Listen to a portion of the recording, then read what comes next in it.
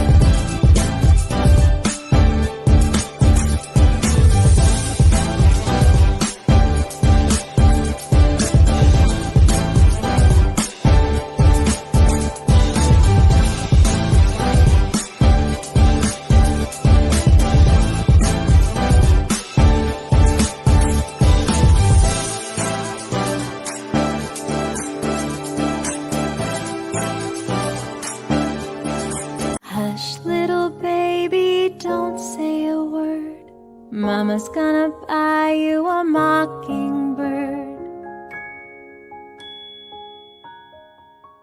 And Oh, did we go? I took it all right. Golly, everything was going perfect right today. Hello. Good to see you guys. Good to see you guys. Happy Sunday. Happy Sunday. Happy. It's an amazing day. This is the day the Lord has made. Shall rejoice We shall rejoice and be glad in it. Put a smile on your face. Very busy day, very busy weekend. We did an amazing thing this weekend. We was able to partner with Henry County Schools and feed over 500 kids and adults. We had more than two fish and 5 loaves of bread. And but God worked with what we had. And let me tell you, so man, I really believe that we extra. Yeah. Tell you because when you set the food up, people just start grabbing things, and I was praying like, Lord, I just hope, but we had a lot left over. We had enough. I really believe that was a miracle. I really do believe it. Look, that's a lesson. Whenever you go somewhere, like I said, this event, we were very thankful to partner with the school system, and the lunches were for the kids, and I've been there. I've done it as a parent. You get one for your kid, but it's supposed to be for the kid that's in attendance. not for that kid plus the kids at the house. So, we were like, Lord, make a way. Because I'm like, they picking us some extras. You only bought 2 kids. So but you got 4 2 kids for you, so you get 3. You got 4 lunches. Yeah. 4 or 5 lunches. Wow. But God it's okay. made a way. God blessed. I really believe shout that out to blessed, Culinary Arts. Oh, man. Chef Watkins. Yes. Thank you, man. Job. Thank you so much. Job. Couldn't do it without you guys, man. It was such an amazing event. And I'm truly the success team showed up, and our boys, 2 of our boys were there. They helped. They played too. Right. But they helped. So before we I'll come back and I'll talk about that. Then we'll get into the word. Did you talk about my baby? Well, no, let's talk about this first. Well, I know I got to talk about this. So y'all see the shirts, right? Success team. Guys, this shirt right here is the very first shirt that we did in our conference in 2013. Was it 2013? 2013. That's how old that shirt is. Well, you gotta say it like 2013. I have it for memory purposes. And I tried to put my shirt on, but it didn't. She shrunk my shirt. She shrunk it, or I think that's okay. That's okay, because it's in the past. Let's go to Pillow Conversation.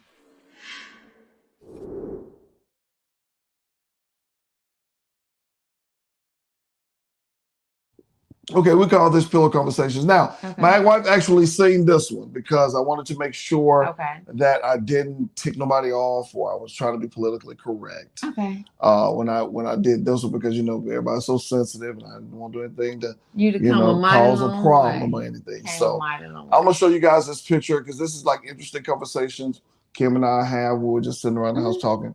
I'm gonna show you this picture, and then we're gonna come back and we'll talk about it. Here it is, right here.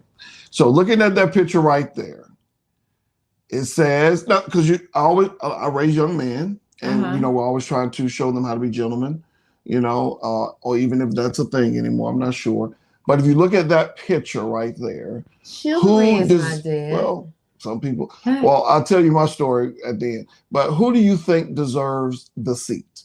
Looking at that picture right there. Wow. So you're asking me. Right.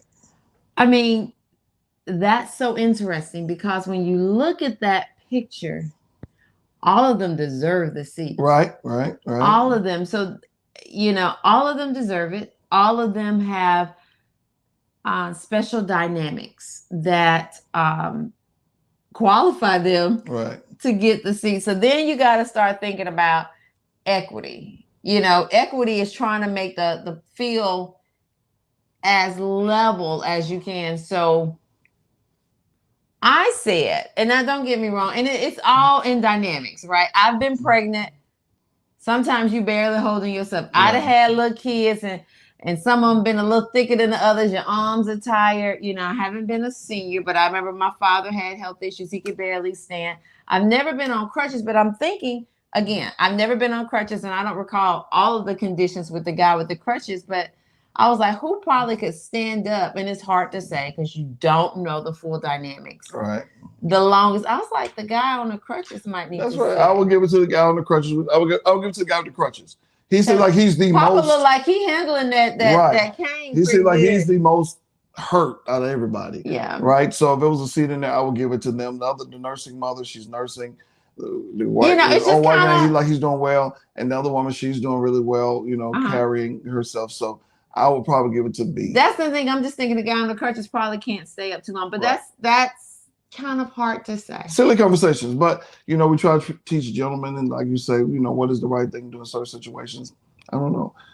Y'all tell us what you think.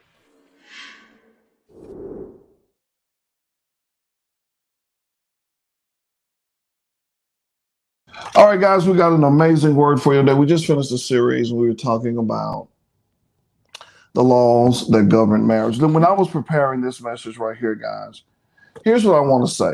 Okay. Before we get started with this message. If you had to rate, like, what is important in the messages that Kim and I have given, like, what is the most significant, if I'm trying to find a starting point in life and say, what is the most significant thing we need to listen to in order to be better? I would say these next 4 to 5 weeks are the most significant.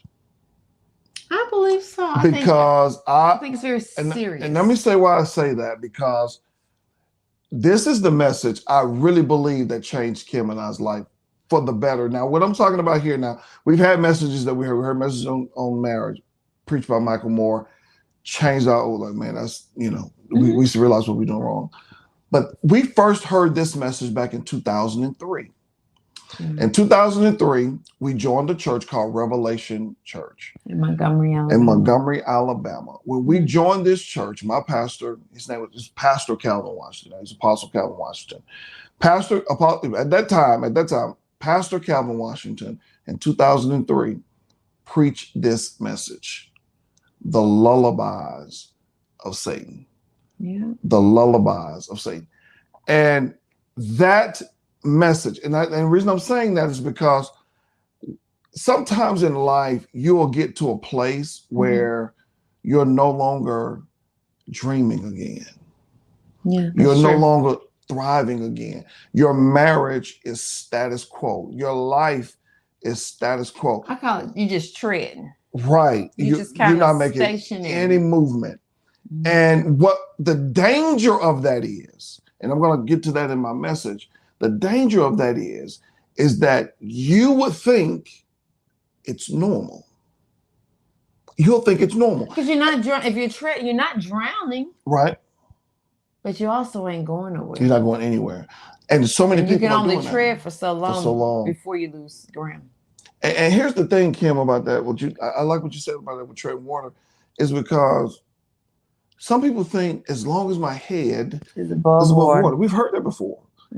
Just trying to keep your head above water, trying to make the ends meet, and you will get to a place in your life where you'll think it's normal. And here's the danger of it.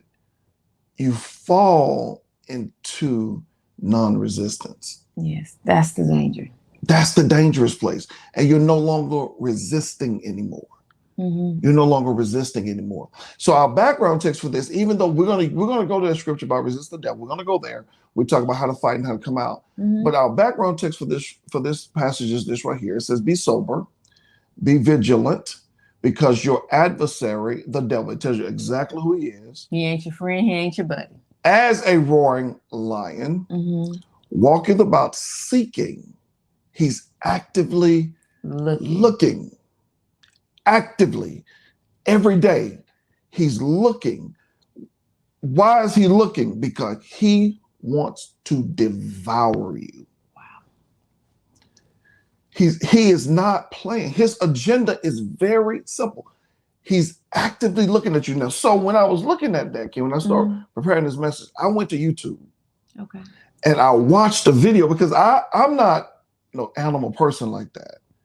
Daniel, he loves animals. He loves watching animals. Oh, talking of a lion? Oh, a lion. And they just pant and they just rock. Kim, I'm watching how he says. And the jokers will pounce on you. He said, I love animals. Just like it said, when you talk about that prowling. They just. And it's. And they creep. And they just. You can't see them. And they talked about the. And when they pounce. Yeah. It talked about the smell. It talks about the smell. The lion is so smart. He positions himself where he's upwind. So you can't even smell them. You don't detect them. And they're just pouncing. And I mean, not pouncing. They're just prowling. And they're so stealth-like. And it's just, and how they move. It's just so beautiful and stealth-like. And then all of a sudden. Once you that gazelle or whatever, you let your guard down. It's over. And he goes for it. He said he's looking for whom. He always goes for it. And I know we're not going to get over into animals. But if he goes after a pack, he goes out for one that's got separated from the others. When we talk about, the importance of not isolating yourself, and he goes after the one that's weak. They all running, but the one that can't keep up. And what do you mean by that? I'm not talking about in life about somebody physical, but somebody who hasn't taken the time to be in prayer and continue to guard yourself and guard your home and guard your life. He gonna pounce that. Getting involved in all these activities where you're distracted.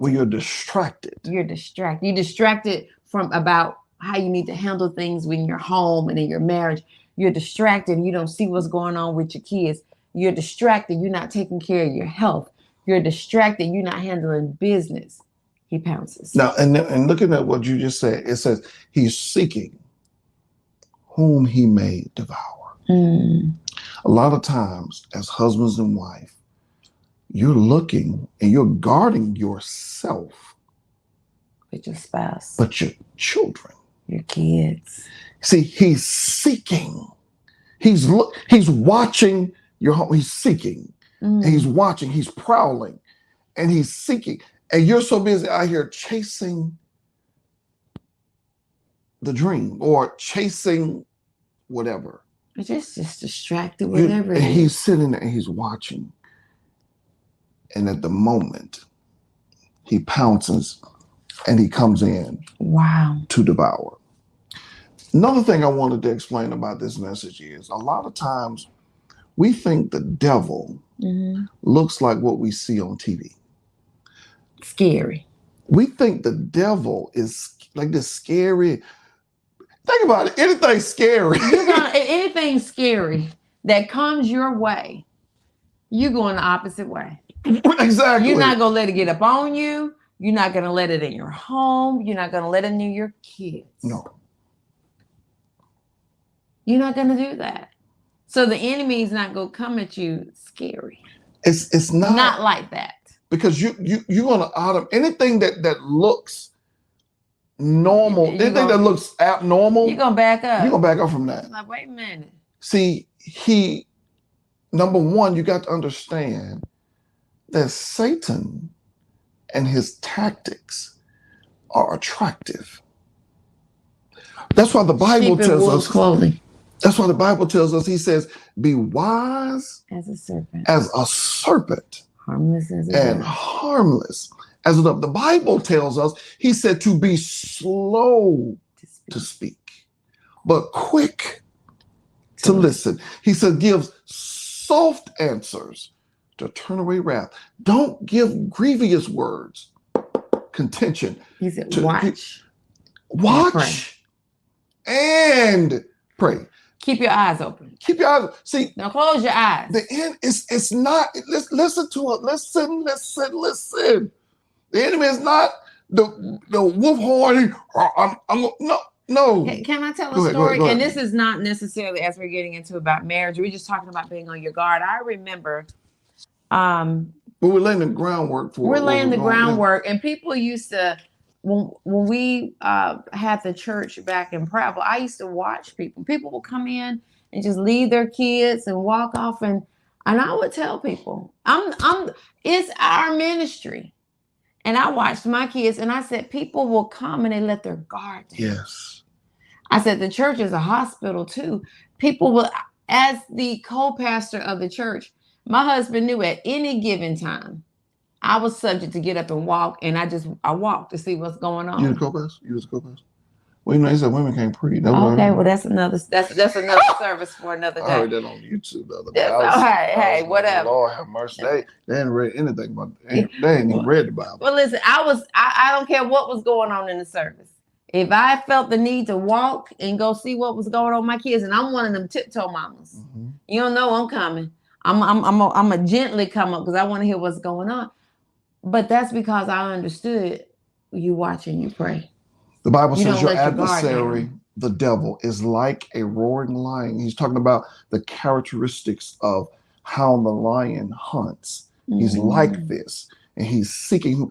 If the gazelle knew exactly where the lion was, he wouldn't keep eting right there. Exactly. We keep saying gazelle, but the antelope, the whatever they eat. The one I saw today, they hunted a ox. So the lions jumped on the ox and killed. Let me make 2 points. I know you guys are they caught up on this line, but if you ever watch a lion, the lion patiently waits. He waits. He pay for that door. He wait for. So the opportunity. Now we're talking church now. Opportunity. The enemy will lie in wait for the opportunity. The other thing, when he catches the animal, because sometimes he goes after animals that are bigger. Yes, he'll bite them, but a lot of times he'll just get a grip and he'll just let them wear them. So he'll just wear them down. He don't let it go. He don't let go. Ooh, and so the enemy would just allow you to wear, and he'll just keep going until you stop fighting. That's good right there. Okay. I love animals, so I'm going to get out the... That's good. That's good right there. I'll talk about a lion all day. But he's watching. He's talking about these characteristics. So, and the lion's watching, and he's actively watching, and he's seeking. And as soon as the one that's being hunted, as soon as they relax, you gone. He pounces. Yeah. And that's the exact same thing. That's why we call it the lullabies of the enemy, because he'll rock you and just rock you into a place where you are resting. You're just comfortable. And you become normal. And you start saying stuff like this. Well, everybody average. Everybody's struggling.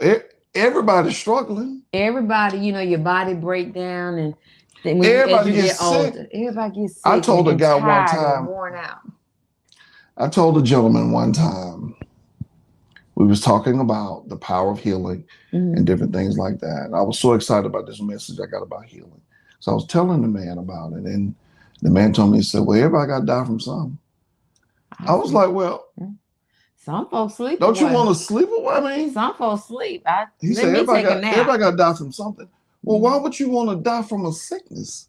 I don't understand. Why would you want to die from an illness? Die from a good nap. Everybody's scared of something. Now, I got to tell y'all about this message about why I'm proud of this young lady right here. Okay. My wife was petrified. I mean, it was bad. When it came to water, it was bad. Petrified. And so we would take these cruises, right? And she'll be on the cruise and she'd just be back up again. We get the room and the bridges. She just was petrified of water. But I said, honey, in order for you to overcome, you're going to have to face this thing head on.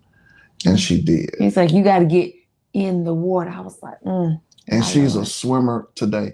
But how many people, Bishop, I was afraid to fly. Yeah. For years. Acted up. For years. I remember one time I had an opportunity to go to Las Vegas. Everything paid for: my room, my flight, my meals. Everything was paid for. They said, you just got to fly. And I was like, no, I'm going to just drive. I said, Johnson, Vegas. But one thing scared me worse than flying, and that was dying. Because I was talking to my pastor about it. He said, well, now you got to go through this particular area. He talked about this area, and he was like, he said, kind of rough. He said, you may not make it out of there. I was like, he said, man, it's going to take you 2 days to get through Texas. That's what he told me. It's going to take you 2 days to get through Texas. He said, man, just fly. Anyway, man, I was so scared. Oh, my knees was knocking. I finally got on the plane, flew to Vegas, had the time of my life, and then realized I got to fly back. It was awful. But I had to face that fear head on, man. And now? Now you're like, bring it on. Please bring it on. Bring it on. Cruises. I was talking to somebody in the barbershop years ago, and the guy said, that's too much water for me to drink. Who's drinking cruise water? I don't understand the rationale that a lot of black men go to the hospital, man. Go to the doctor, brother. You get checked out. Bro, that growth that you got. It's not normal. Everybody ain't got that. everybody ain't got that growth. It's supposed to be there. Man, go to the doctor. Stop listening to these people, man. Anyway. At the Black Man's Country Club. Fear is not of the enemy. So we're going to discuss. Fear is not of God. Yeah, fear is not of God. What does it say? Of the enemy. I got to pray about that. I've been saying stuff kind of crazy lately. You're fine. All right, so we will discuss what we're going to discuss now. We're going to talk about. So I told you, remember I said, honey, we're good. We're good. You breaking it down for the people. I know. All right. So we're going to discuss something that appears normal in a marriage. It appears normal, but I believe it's probably the most vicious attack on a marriage. Wow. Yeah. And the reason I say that, and I'm going to get into it deeper, it's vicious because if you don't recognize dig it out and address it, if you don't do that, it'll destroy your marriage. It'll destroy your marriage. It'll destroy children. It'll destroy your marriage and everything that's attached to it. It'll destroy churches. Yeah. And that is the spirit of strife. Yeah. Now we call everything a spirit, but I think it's a vicious, vicious, vicious spirit. And people don't understand the seriousness of strife. I called it. I don't even think people recognize it sometimes. Right. They just know, sometimes they just be like, it's just something's off, something ain't right. Something's off. And I can feel an undercurrent. Kim, I like what you just said right there, because she was going back and forth about what the name of the song. And see, she thinks she the leader. I'm the leader. And so I came over, I said, she called it an undercurrent, same thing. I just said a rip current. The reason I called it a rip current is because a rip current, when you go swim in the ocean have these currents that run underneath the regular calm water. Oh, sweet. So it's calm. It's very calm. And you have to really be careful, especially when you go to the beach and stuff like that. You have to really, really, really be careful. The reason I called it a rip current is because everything looked normal on the surface. It looks normal. But all of a sudden you'll get caught up in this rip current and it'll pull you way out to sea. The reason I called it a rip current was for 3 reasons. Number one, I called it a rip current because, number one, people don't realize it's there. Yeah. If they see it and they can recognize it's there, they know something ain't right. But just think about it, they dive, they get in the water. Right. So they don't know it's there. They don't know it's there. You don't know it's there until, and people have made it out. That's, but you don't know it's there until it's too late. Kim, I was watching this show the other day. And it's one of them shows that you watch that I hate that you watch. At the end when they tell you sit there and spend 5 hours of your time. No, I'm just joking. But you spend all the time watching the show and then they say, and they never called them. Guys, I'm the kind of person I want to see happily ever after. The villain lost. The other people won. I want to see that. I don't want to see. So anyway, this group of college students, Cam, they go swimming in this rafting water. This kid jumps in and he's swimming and the current is just taking him away. He's swimming, and then at the end, you know what they said? That was the last time they saw him alive. Y'all, I was like, why did I just watch that? But that's what strife does. You don't see it's there, but then all of a sudden you experience a rage from your spouse. You experience this resentment years into the marriage. You don't even know what it's about. You experience this competition, this headbutt. You don't even know where it's coming from. You can't put your hand on it. But just like a rip current, all of a sudden it is taking you way away from the original argument, way away from the original intent of marriage, way away from everything. And the reason I call it and it pulls you deeper and deeper. The second reason I call it a rip current is because the average swimmer, they don't know what to do. Yeah. Because the guy that jumped in, they said, this is the last time we saw him alive. They said he was a pretty good swimmer, but he didn't know what to do in that situation. And that's how it is with this rip current of strife. You're in it, but you don't even know what's causing this anger. Let me add to that. If you study rip currents, and I've heard them about, they said it's certain things that you do. That's what we're finna get to next. It's certain things that you do, a certain way you gotta swim parallel to it's certain things you gotta do to break free. Yeah. Even if you're a good swimmer, it's things that you don't generally do. It's certain things you do to break free. And if you don't know, you don't get free. The same thing with strife. It's certain things you got to do to break that. And if you don't, you'll drown. Yeah. And it pulls you away. Most people don't know what to do. And then the third thing it says was, you can't fight against it. So you can't fight strife with strife. Mm-hmm. You can't meet that brute force with brute force.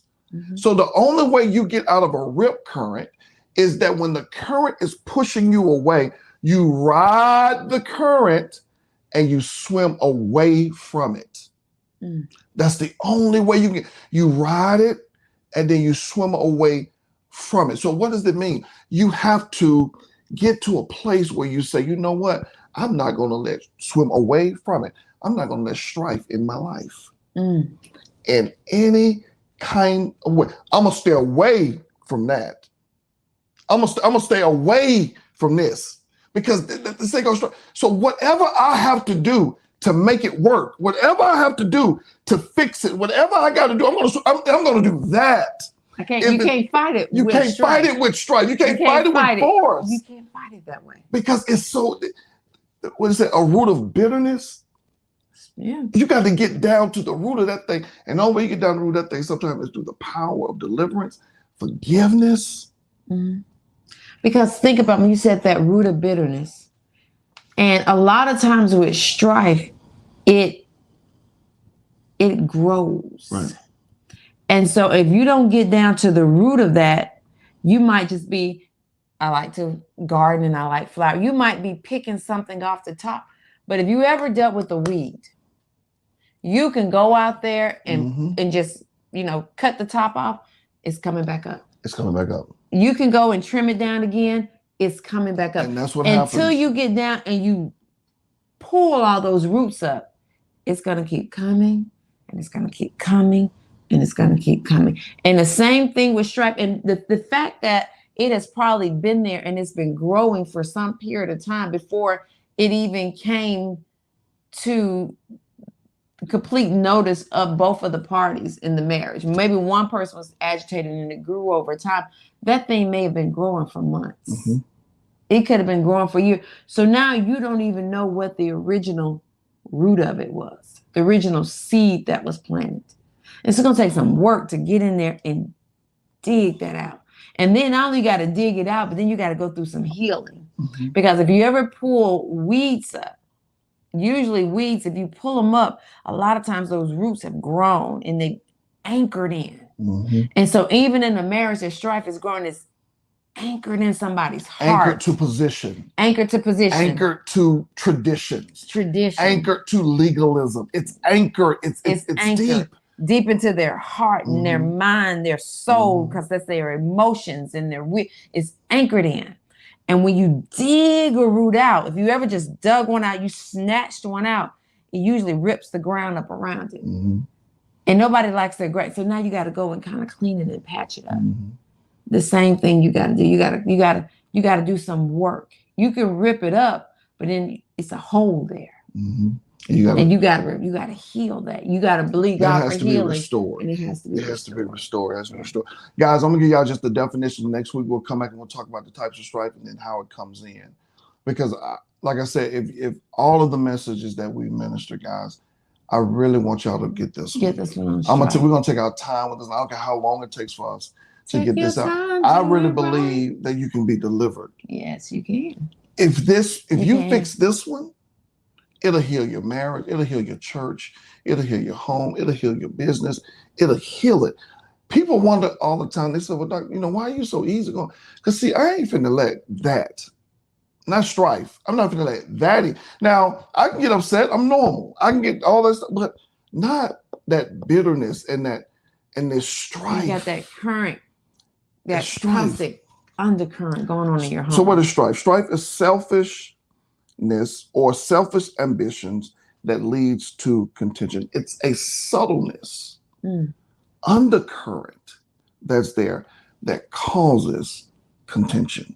And that's what we're going to start at next week. It's a subtleness. That's what it starts right there. But I want to close with this story because, like I told you, as I said, selfish ambitions or a selfishness, it's a subtleness. You know it's something there. It's a subtleness that's there, but it's underneath the current. I want to close with a story. Years ago, my dad told me.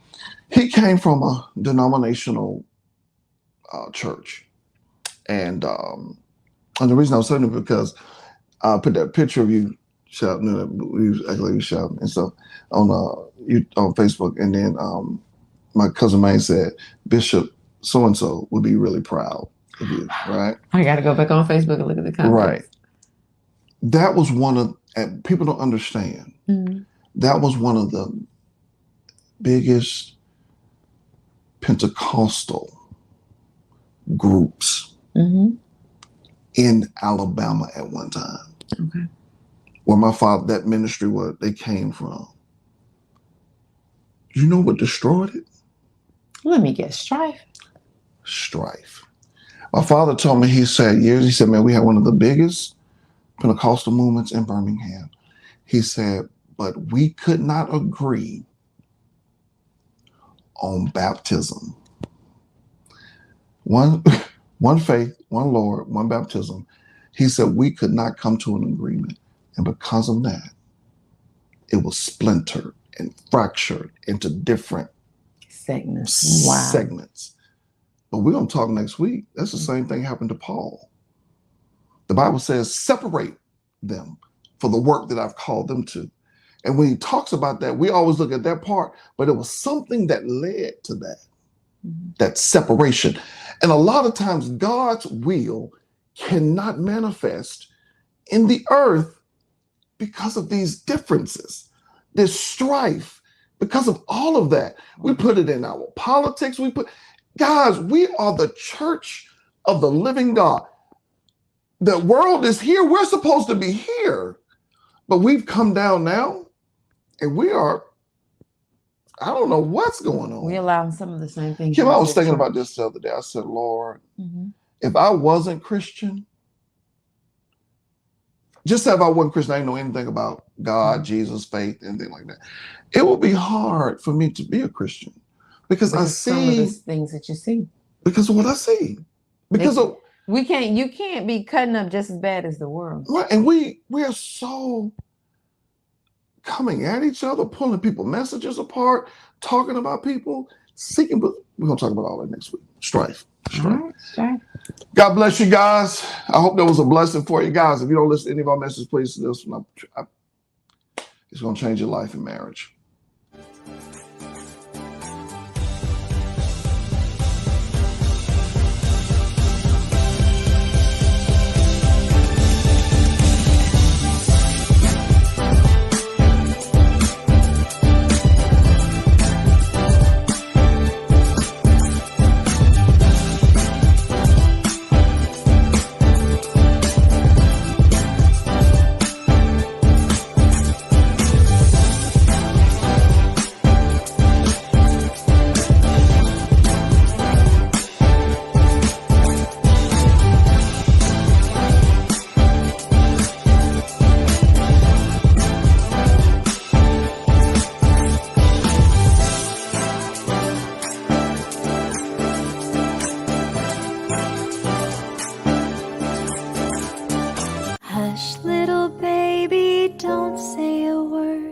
Mama's gonna buy you a mockingbird.